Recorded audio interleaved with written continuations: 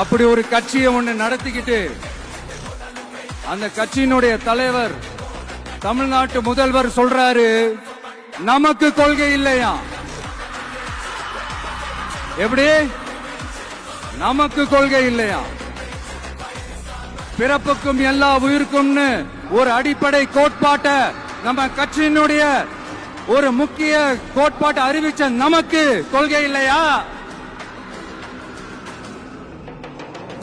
எல்லாருக்கும் எல்லாமும் கிடைக்கணும், சமூக நீதி கிடைக்கணும். அந்த சமூக நீதி உண்மையான சமூக நீதியா இருக்கணும்.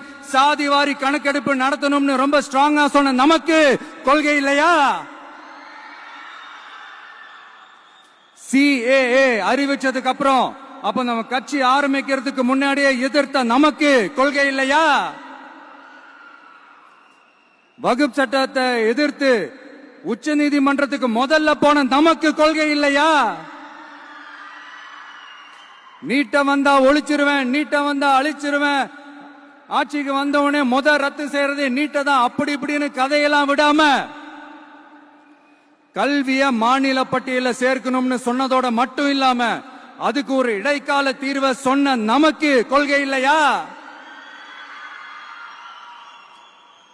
சமத்துவம் சம வாய்ப்புன்னு ரொம்ப ஸ்ட்ராங்கா சொன்ன நமக்கு கொள்கை இல்லையா?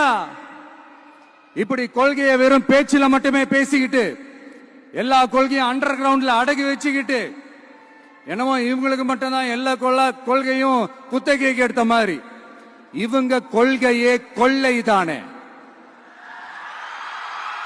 எப்படி? இவங்க கொள்கையே கொள்ளை